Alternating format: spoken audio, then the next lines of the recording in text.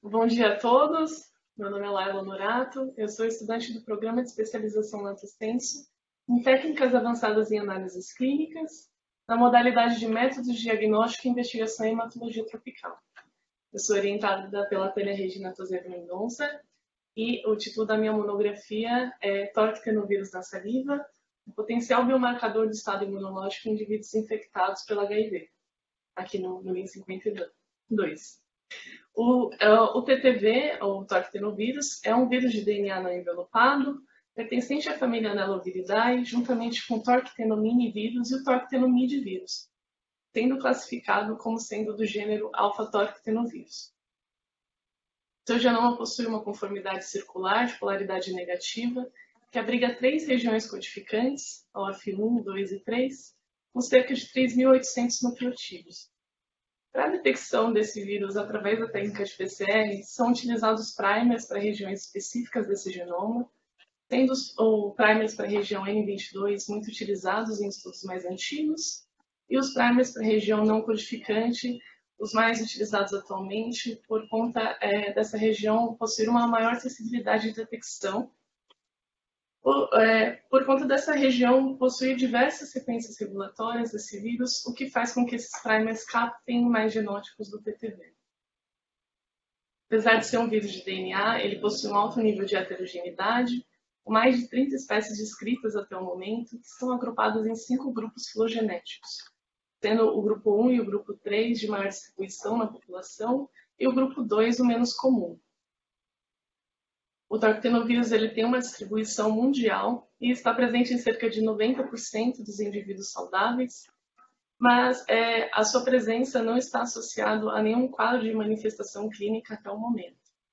Uma característica muito marcante desse vírus é a sua alta capacidade replicacional em condições de imunossupressão, sendo estudado principalmente em pacientes transplantados e descrito nesses estudos como um biomarcador preditivo para a competência imunológica.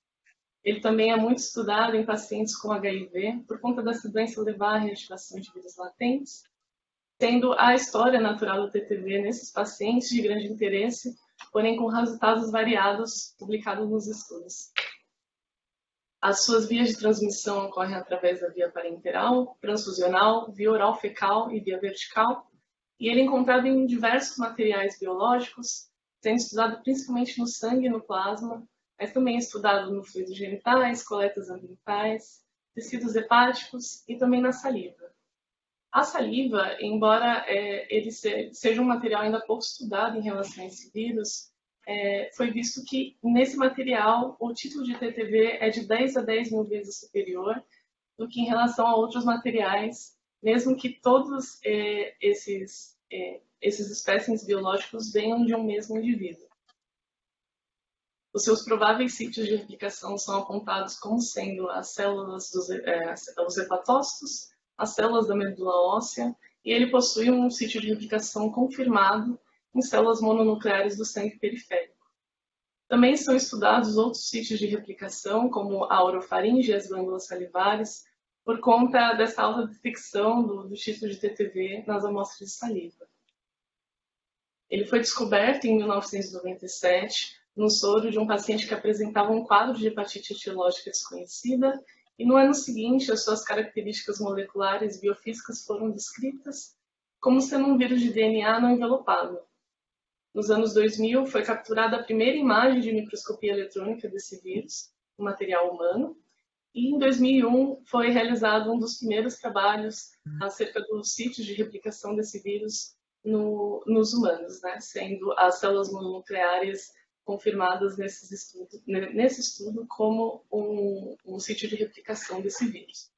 Também em 2001 foi publicado um dos primeiros trabalhos que correlacionou o título de TTV com a variação dos níveis de contagem de células CD4 em 144 pacientes imunocomprometidos. Em 2003, ele foi estudado em pacientes que apresentavam um quadro de co-infecção com HIV e HCV, e viu-se que nesse grupo de pacientes, aqueles que eram positivos para o TTV tinham um aumento dos níveis de alanina-aminotransferase em comparação aos pacientes que não apresentavam positividade para esse vírus. Em 2007 foi visto também que o TTV foi visto em maior título em pacientes com quadros de AIDS em relação a pacientes apenas com HIV. Em 2009, contrariando todos esses estudos anteriores, o título de TTV não teve uma relação específica com a variação de célula CD4, utilizando o sangue de 200 pacientes com HIV, sendo 100 deles com AIDS, e não houve uma correlação estabelecida. Também nos anos de 2020 foi publicado outro trabalho que também não houve uma relação definida do título de TTV, tanto com a variação de célula CD4, a contagem, tanto com o sexo, nem a idade, e também não houve essa variação dos níveis de alanina aminotransferase, sendo um estudo também realizado no sangue. O trabalho mais atual acerca dessa relação do TTV com HIV foi publicado esse ano, utilizando uma corte muito maior do que os estudos anteriores, né, com cerca de 300 indivíduos, e o material estudado foi o plasma, e viu-se que tem sim uma relação do título de TTV com uma diminuição de célula CD4 nesses pacientes. Essa relação com a contagem de célula CD4 é devido a essa técnica ser um marcador do estado imunológico nesses pacientes, sendo a técnica de citometria de fluxo o padrão ouro utilizado, né? Porém, é uma técnica de alto custo e que exige uma equipe especializada. Algumas alternativas estudadas como possíveis marcadores do estado imune são a contagem de linfócitos totais, marcadores de microRNA e análise de citocinas, e também com esse trabalho ou a quantificação do título de TTV na saliva através da técnica de PCR, por conta do PCR ser um pouco mais acessível do que a citometria de fluxo, e também é uma técnica que pode ser utilizada em estudos de larga escala. A hipótese justificativa desse estudo gira em torno da pergunta se a carga viral do TTV pode ser uma ferramenta alternativa para a avaliação do estado imunológico, comparavelmente à análise dos níveis de célula CD4 desses indivíduos que vivem com HIV. O objetivo geral foi avaliar a presença e o título do TTV na saliva de indivíduos que vivem com HIV e fazem uso de antirretrovirais em relação ao níveis de célula CD4. Os objetivos específicos foram avaliar o desempenho do teste PCR em relação aos parâmetros de eficiência, verificar se há uma relação da carga viral e também da presença do TTV em relação à contagem de célula CD4, e, por último, verificar se a presença e também o título do TTV tem alguma relação com as características da população de estudo, sendo elas o sexo, a idade, a etnia e também os fatores de risco para se adquirir HIV. Esse estudo teve a aprovação do Comitê de Ética, com seus termos de consentimento livre, esclarecido assinados, por indivíduos maiores de 18 anos. O estudo ele tem uma característica transversal, utilizando uma amostragem de conveniência de 306 amostras de saliva, de indivíduos vivendo com HIV e que fazem uso do antirretroviral, coletadas no período de janeiro de 2008 a setembro de 2018. Essa coleta do material salivar foi pareada com a data de análise da contagem de célula CD4, e nesse período esses indivíduos estavam em tratamento no Hospital Dia e também na Casa da AIDS, da Divisão Clínica de Doenças Infecciosas e Parasitárias VCHC. O grupo de estudo consistiu de 316 indivíduos e nesse grupo foi composto majoritariamente pelo sexo masculino, com 75%.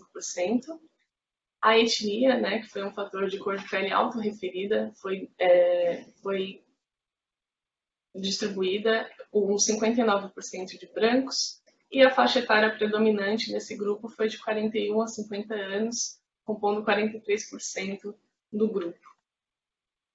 Fatores de risco de se adquirir HIV autodeclarados foram heterossexual, homossexual, bissexual, transfusão sanguínea, uso de drogas intravenosas, e 11 indivíduos não apresentaram esse dado. Dentro desse grupo de estudo, 49 indivíduos possuíam um quadro de sarcoma de Kaposi ativo no momento da coleta da amostra, e 15 indivíduos tinham um histórico pregresso dessa doença. A coleta do material salivar foi feita a partir da salivação espontânea dos pacientes, após 1 a 2 minutos de salivação e bochecho com a própria saliva.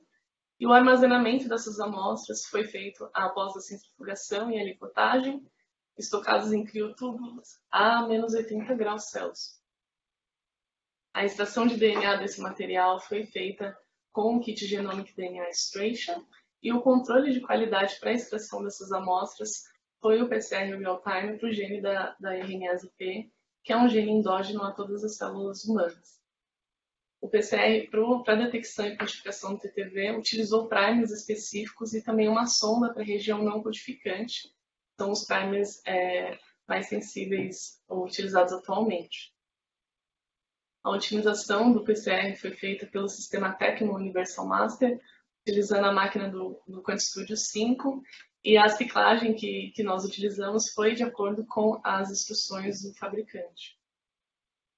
Para a quantificação do TTV nessas amostras, foi feita a construção de uma curva padrão, que é realizada após o desenho da sequência dos oligonucleotídeos, que são uma sequência do primer antisense, com uma sequência reversa complementar da sonda e uma sequência reversa complementar do primer sense, todas elas ligadas por etiquetas de nucleotídeos, de cerca de 5 nucleotídeos, né? A construção da curva padrão teve como referência o trabalho da pesquisadora Vanessa Celeste de Paula, que fez essa construção da curva para quantificação dos vírus da hepatite A e também da hepatite E.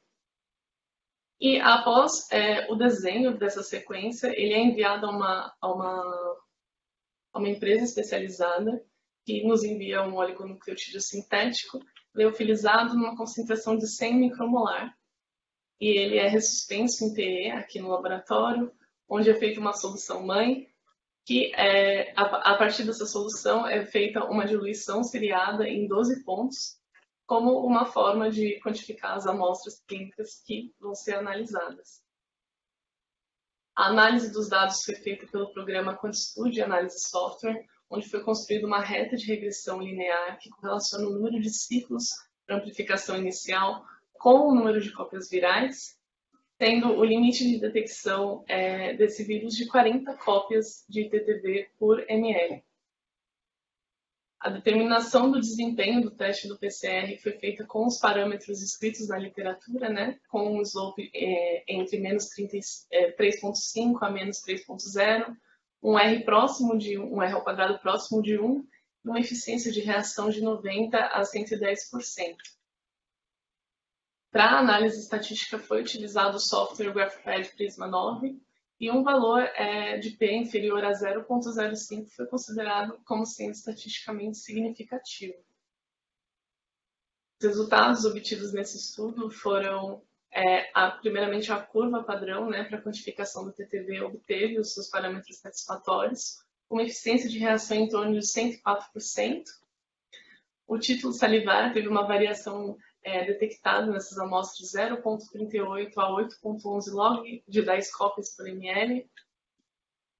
E a prevalência e carga viral do TTV foi predominante nos indivíduos do sexo masculino, com uma média de carga viral de 3,81, enquanto nas mulheres a média da carga viral foi de 2,96. Na literatura se diz que, em relação ao TTV, as mulheres apresentam um menor título desse vírus, devido à influência hormonal que influencia a resposta imunológica frente ao TTV. Os fatores da etnia, né, que foram um fator autorreferido por esses pacientes, não teve uma relação nem com a presença ou título de TTV, tendo a média da carga viral de 3,6 em ambos os grupos, e o que vai de acordo com a literatura é que até o momento não correlacionou o TTV com nenhum grupo étnico específico. Porém, nesse estudo, esse fator foi autorreferido, né, o que pode influenciar nos resultados.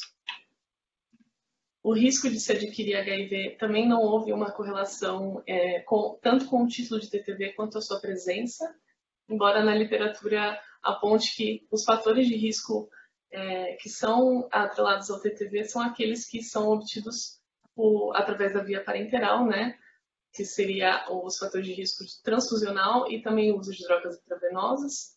Porém, nesse estudo não houve uma relação específica com esses grupos. Quanto aos grupos etários, foi vista uma relação da carga viral do TTV como sendo inversamente proporcional à idade, sendo menor nos indivíduos mais velhos. E na literatura, no estudo de indivíduos saudáveis, o TTV é proporcional à idade, né? O que mostra que o fator imune desses pacientes afeta diretamente nos resultados, sendo eles inversamente proporcionais, o que se deve provavelmente ao uso prolongado de antirretrovirais pelos pacientes mais velhos. Em comparação à contagem de células CD4, também foi vista uma correlação inversamente proporcional à carga viral do TTV, que vai de acordo com o resultado do estudo mais recente publicado, né? Porém, esse estudo foi feito, essa quantificação no sangue, enquanto nós fizemos na saliva, que é um material obtido de uma forma menos invasiva desses pacientes, e que também não sofre influência da replicação desse vírus nas células mononucleares do sangue. Em relação ao quadro de sarcoma de Kaposi, dos 49 indivíduos que apresentaram a presença desse quadro, 48 foram positivos para TTV, e esses indivíduos tiveram uma carga viral de TTV muito mais alta do que os outros que foram ausentes para essa doença no momento da coleta da amostra. Não foi encontrado na literatura nenhum estudo que correlacione o TTV com a presença de sarcoma de Kaposi. Porém, sabe-se que o sarcoma é um marcador do estado imune nos indivíduos com AIDS. Concluímos que o título de TTV que foi presente nessas amostras salivares foi inversamente proporcional à contagem de células CD4 e também inversamente proporcional à idade, sendo maior nos indivíduos mais jovens e menor nos indivíduos mais velhos, o que sugere uma influência do que podemos chamar de reconstituição imune com o tempo de uso de antirretroviral. Também não houve uma relação entre o título de TTV com algum fator de risco de se adquirir HIV específico e também a etnia autodeclarada. Por último, o título de TTV foi maior em pacientes que apresentaram o quadro de sarcoma de Kaposi, uma prevalência nesses indivíduos de 98%. Concluímos que a contagem de células CD4 foi inversamente proporcional ao título de TTV na saliva, o que pode vir a ser um potencial biomarcador de estado imune nesses pacientes que vivem com HIV e fazem uso de antirretrovirais. Futuras investigações moleculares também podem esclarecer se há algum genótipo específico do TTV que é encontrado predominantemente na saliva, também se há alguma relação dos genótipos nesse material em relação à contagem de células CD4 e também de CD8, visto que há uma grande variedade de genótipos do TTV presentes no sangue de indivíduos com HIV, porém esse trabalho ainda não foi feito na saliva. Também nos carece algumas informações individuais sobre o tempo de uso de antirretrovirais desses pacientes e também a data de diagnóstico do HIV, porém como é um estudo que ainda está sendo redigido, essas informações ainda serão coletadas. Meus agradecimentos a todo o pessoal da virologia que me acolheu esse ano e me ensinou muito, principalmente a minha orientadora Tânia, né, que me confiou esses dados para a elaboração desse trabalho, e também a doutora Cássia, que nos ajudou nas perguntas do dia a dia, né, acerca dos termos utilizados em relação a esses indivíduos, e também a todos os alunos e pesquisadores envolvidos nesse projeto. Obrigada. Ele também ainda está sendo redigido, né, e será lido pelos pesquisadores envolvidos sujeito a alterações, né, e comentários. Obrigada.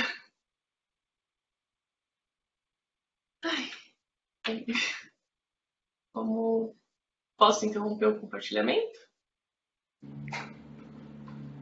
Acho que sim. Qualquer coisa, se a gente precisar voltar em algum slide, daí você põe de novo. Tá bom. O pessoal fazer pergunta. Ok. Então, gente, está aberto para discussão. Parabéns, Laila, bonito trabalho.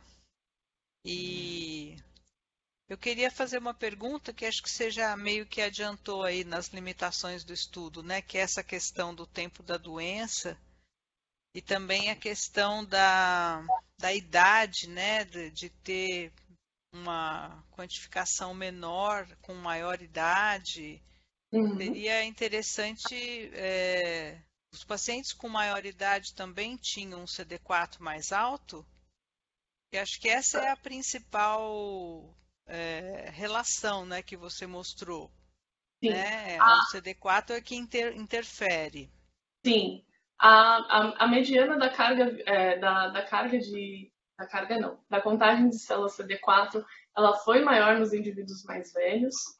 Posso mostrar nesse slide.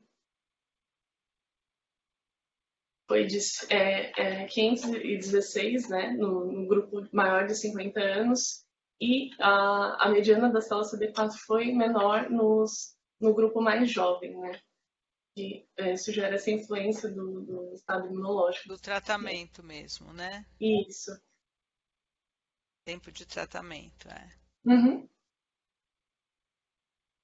Essas diferenças que tem em todos esses trabalhos que você mostrou historicamente, né, assim na linha do tempo, isso tem a ver com os protocolos do teste que variavam, ou os alvos do PCR? Qual que era a explicação que eles dão?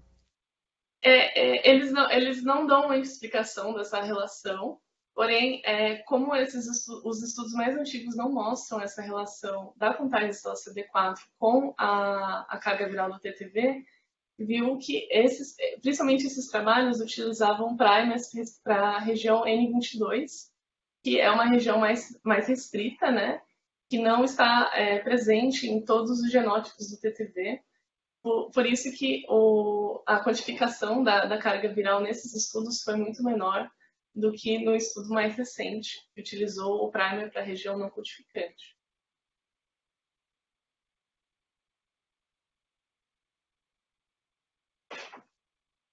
Eu queria falar também, Laila, queria dizer que seu trabalho está muito lindo. Eu não vi, eu só soube do começo dele, não é? E algumas coisas que eu palpitei, mas, assim, gostei muito de como vocês conduziram. E parabéns para você mesmo, viu? E para a Tânia, Obrigada. óbvio. E eu ao ouvir aí a sua apresentação, fiquei aí com algumas questões e perguntas, e a Clarice já mencionou aí algumas delas, né? Essa questão do CD4, não é o momento em que esse CD4 foi coletado, exatamente como foi calculado isso, se isso é um CD4 único ou se é uma média mediana de CD4s em determinado período. Eu acho que essas questões são interessantes. Depois a gente pode até, se você quiser, dar uma olhada nessas questões, porque acho que isso pode ser bastante significativo aí, não é? Você tem um momento significativo no sentido de ter um impacto na interpretação do que você encontrou, não é? E até Uhum. comparar com o que já foi escrito a esse respeito. Tentar entender por que há tanta controvérsia nesses resultados, não é? Sim. Uma outra coisa curiosa, que eu acho que vale a pena olhar ou pensar uma hora, é o número de pessoas com sarcoma de Kaposi, né? Indivíduos vivendo com Kaposi. A gente não vê mais Kaposi, sabe? Isso não existe praticamente no dia a dia. Possivelmente são pacientes lá do começo da casuística, que você mencionou tem um tempo bastante grande, não é? Sim, no período de 2008. Então isso é interessante também de verificar essa composição da casuística e até a questão da sobrevida desses indivíduos, né? Então, eu acho que há muitas coisas a você explorar. Entendo que foi um trabalho muito, muito interessante. E uma última observação em relação em algum momento, não me lembro em que momento aí, você mencionou que isso poderia estar relacionado com reconstituição imune. E eu fiquei com algumas dúvidas. A gente pode até conversar de onde que se tirou essa ideia, não é? Mas, assim, num trabalho transversal, avaliar a reconstituição imune é complicado, não é? Então, enfim, são questões que me surgiram ao longo da sua apresentação. De qualquer forma, trabalho muito bonito, parabéns de verdade para você. Espero que você, de fato, conclua, não é? As questões que estão em aberto e publique isso, porque é muito bonito ver você nessa fase da sua vida preparar um trabalho com essa qualidade. É isso que eu queria te dizer. Obrigada. Obrigada. Eu gostaria de completar que esses pacientes com sarcoma de Kaposi, surpreendentemente, eles não são os mais antigos. Eles são das mais atuais coletas que nós temos, porque ela tem um viés de seleção, já que se trata de um estudo transversal, eles são pacientes do Emílio Ribas, e justamente do setor de ambulatório, do Hospital Dia. Então, lá tem um grande número de casos de sarcoma. Aliás, grande número não, 52 casos. E justo esses 52 casos estão na nossa casuística. Mas, essa é outra coisa que eu queria perguntar. Você mencionou que a casuística é da Casa da AIDS, do CEAP, né? Não, ela não explica, ela falou assim, deu uma cortada na hora que ela estava explicando, que vieram de 2 lugares, do CEAP e do Emílio Ribas. Tá ok. Mas o Emílio Ribas, se você sabe melhor que eu, é o único centro de referência de Kaposi no Brasil, atualmente, né? Sim. Então, realmente lá você tem os casos. Mas, enfim, agora eu estou entendendo melhor. Está tudo certo, tá bom. Depois a gente fala mais. O que eu ia perguntar era o estudo de onde provém essas amostras, porque 2008 a 2018 era de algum estudo específico que tinha essas coletas ou eram de vários estudos? Essas amostras são amostras de saliva, então todas essas informações que a Laila pôs em relação à saliva desse trabalho não tem na literatura, só tem falando sobre sangue, CD4, HIV e TTV. Saliva não tem.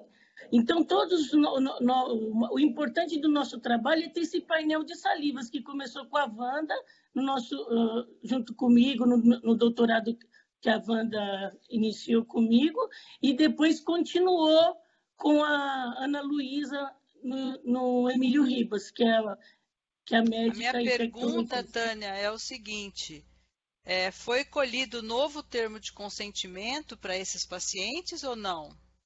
Sim, foi colhido um novo termo de consentimento. Como se era para ser uma emenda, mas como a Ana Luísa falou que seria um outro departamento, ela precisava que tivesse um outro termo de consentimento, porque seria para incluir a unidade dela, né? Mas teve um outro termo de consentimento. Mas isso devido a emenda. Quando nós submetemos ao CNPq, não precisou, só a emenda foi satisfatória, mas quando nós submetemos ao Emílio Ribas, ele exigia um novo termo de consentimento. O Celso quer fazer uma pergunta. Vamos lá, Celso. Está sem som. O Celso está muito baixinho. Você pode falar mais alto, mais perto? Agora, pessoal.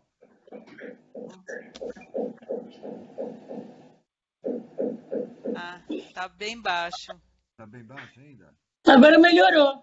Tá. Então, pessoal, bom dia a todos.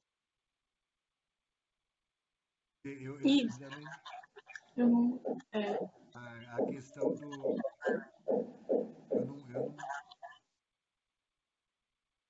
do centro de referência do Emílio Ribas. Paciente que... Não está dando para escutar, Celso. Não está dando para escutar, não.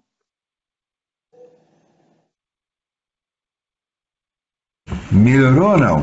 Agora sim. Melhorou? Agora sim, agora sim.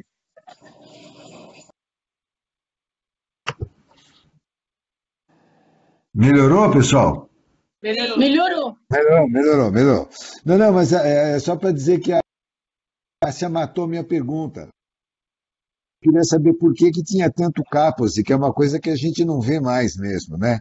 Mas eu não sabia, eu não lembrava essa questão do centro de referência, né? Realmente concentra tudo, provavelmente, né?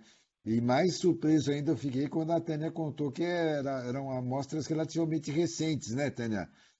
Não era amostra Sim, de 2008, que nem eu imaginava, era amostra lá do começo, né? Mais do é, final. Mas como a Cássia falou, né, já a que o Laila centro. já esclareceu. E obrigado, viu, Laila? Parabéns pelo trabalho. Achei também muito bonito. Obrigada, obrigada. Eu queria perguntar uma coisa. Laila, em que situações você acha que poderia usar essa ferramenta de acompanhamento de doenças em pacientes imunocomprometidos? Sei lá, na outra reunião se falou em transplante, eventualmente, eh, sei lá, controle e tratamento de, por exemplo, citomegalovírus em transplantado. Às vezes você poderia usar isso aí como uma ferramenta para suspender ou prolongar o tratamento. Em que outras circunstâncias será que a gente poderia usar essa ferramenta no acompanhamento de pacientes, já que tem uma correlação com a competência imunológica? Eu acredito que essa técnica pode ser utilizada em estudos de larga escala que acompanham o estado imunológico desses pacientes, porque a técnica do PCR ela é um pouco menos custosa do que a citometria de fluxo, o que faz que ela seja possível de ser aplicada em estudos de larga escala. Eu não sei se é tão mais barato assim ou não hoje em dia, mas será que ele dá a mesma informação? E essa que é a questão. O que será que acrescentaria em termos de informação do status imunológico do paciente? O custo é uma coisa relativa. Você falou vários, eu não sei quanto custa uma citometria, o Celso até pode ser que saiba. Mas são duas técnicas que são usadas há muito tempo, inclusive no acompanhamento de pacientes com HIV/AIDS, são usadas há muitos anos. Então, não sei se é o custo que seria relevante aí, e sim o tipo de informação que eles dão. Porque se for uma coisa, você sempre vai junto com o CD4, lá, o CD4 é uma coisa mais padronizada, vamos dizer assim. Agora, se traz novas informações, aí que seria a utilidade da técnica. Vocês me ouvem, pessoal? Agora estou na dúvida se vocês me ouvem. Sim, então agora estamos ouvindo bem, Celso. Ah, legal. Depois que você abriu o Olha, microfone, nós estamos ouvindo. estava fechado, eu não percebi. Pessoal, olha, eu prometo trazer essa resposta na próxima conversa, mas eu concordo com o Cláudio. Eu tenho a impressão que a citometria de fluxo é mais barata do que o PCR. É lógico que depende muito da estrutura, né? Do lugar que você trabalha, porque se você faz 1 zilhão de PCRs, acaba diminuindo o custo, né? Mas eu acho que o preço do CD4, pessoal, é um preço muito alto, o custo, né? Muito alto quando você instala, né? Porque você tem equipamento, tudo, é muito caro. Mas depois o preço unitário, eu tenho a impressão que é mais barato, mas depende muito das circunstâncias, né? Posso fazer um comentário também? Estão me ouvindo? Sim. Sim. Tem alguns estudos, eu estou meio desatualizada, aliás, bem desatualizada com o TPV, mas você até apresentou na introdução, é um marcador até de estado imunológico, né? Então, tem muita doença inflamatória que causa inflamação, que aumenta a carga do TTV. Então, talvez, pegando o gancho aí do que o Celso e o Dr. Cláudio falaram, no caso do HIV, que já tem a questão bem padronizada do CD4, já que você viu esse perfil de aumento de carga viral com o estado imunológico, de repente aplicar para outras doenças onde não existe um marcador muito claro de prognóstico, uma doença, sei lá, autoimune, entendeu? Então, de repente, você estudar a carga viral desse vírus, uma doença que você tem que fazer um acompanhamento mais fino.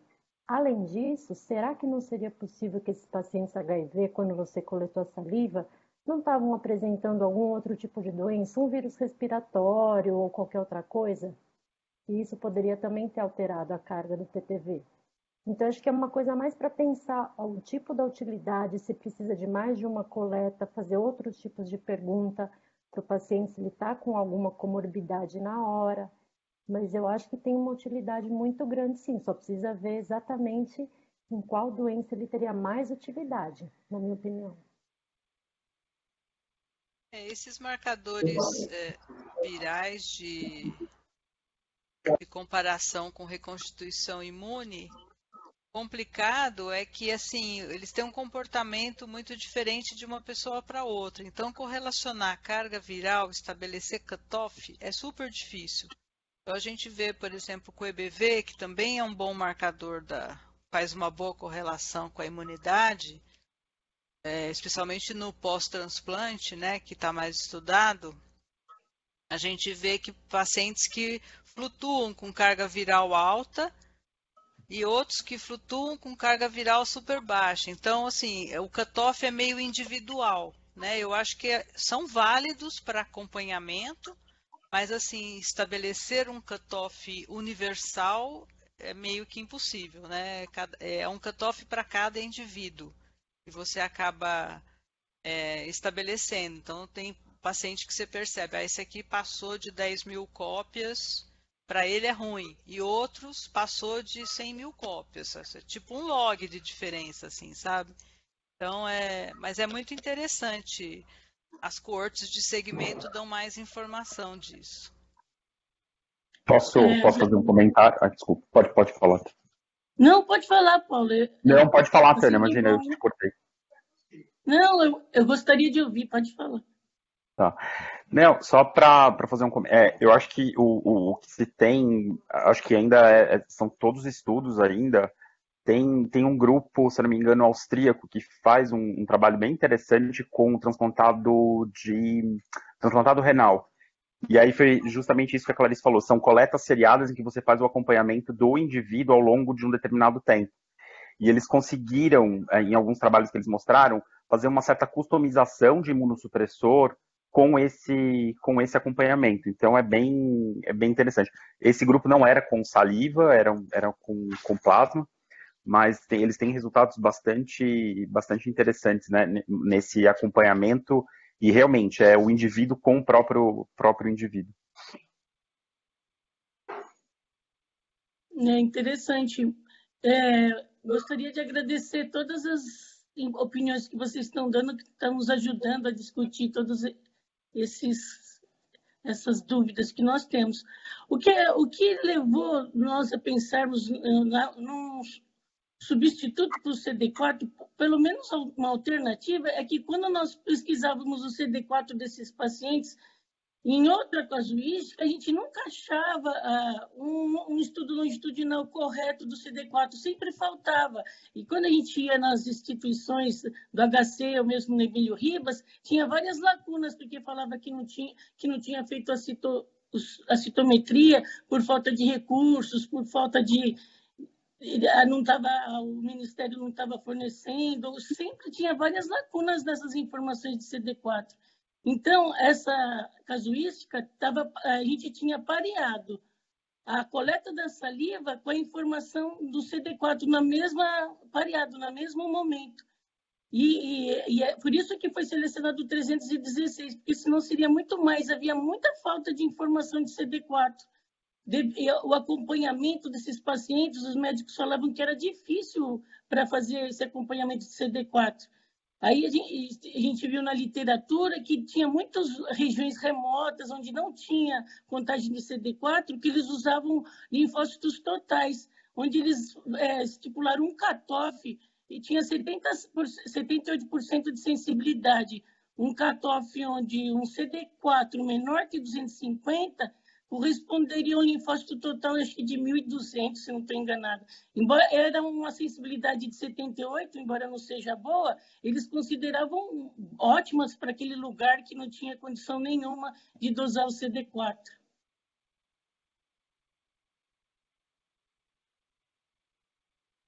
Sabe o que é, Tânia? Eu acho assim que a gente vocês estão apresentando um estudo que é um estudo de ponta, na verdade.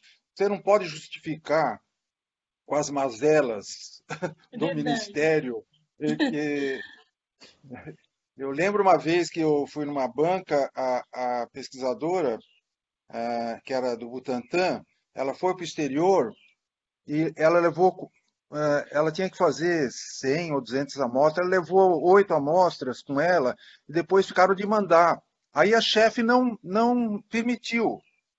E ela apresentou a tese dela, a dissertação, com essas 8 amostras. Eu não sei se o Celso estava nessa banca, alguém estava Eu acho que eu comigo lá. estava assim, é. Você lembra? Lembro. E daí eu falei, olha, eu sinto muito. Quer dizer, esse é um trabalho científico. Eu sinto que tenha havido esse problema, mas você não pode apresentar com 8 amostras só porque a sua chefe não deixou. Então, e ela levou para defender. Eu dei uma nota mínima, foi maior calça curta, foi horrível. Mas se você fala em termos científicos, você não pode levar em conta as mazelas. Você tem que seguir os dados. Eu acho que Sim, hoje tem também razão. Tem que levar a em coisa conta dos. a necessidade também para o paciente, né? É legal agora validar esses dados numa corte prospectiva, garantindo que tenha contagem de CD4 periódica, a amostragem paralela à contagem, ou pelo menos dentro de um determinado intervalo, redesenhar, né, um prospectivo para validar isso aí, daí talvez fazer uma correlação melhor de carga viral. Sim, com Né? certeza. Então é como se fosse um Seria ótimo. piloto, super válido, Sim. super válido. Mas tem que validar, né? Agora numa corte prospectiva. Verdade.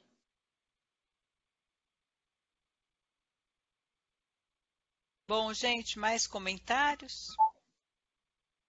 Eu queria dar parabéns também à Laila, uma aluna muito dedicada, criativa, inteligente, muito interessada. Parabéns, Laila. Apresentou Obrigada. muito bonitinho. Muito Obrigada. bonitinho. Viu? Muito bem, Muito muito bonito. Parabéns, claro, Laila. muito Parabéns, orientado. Parabéns, Laila, muito boa. Parabéns, Laila. Parabéns. Vai em frente.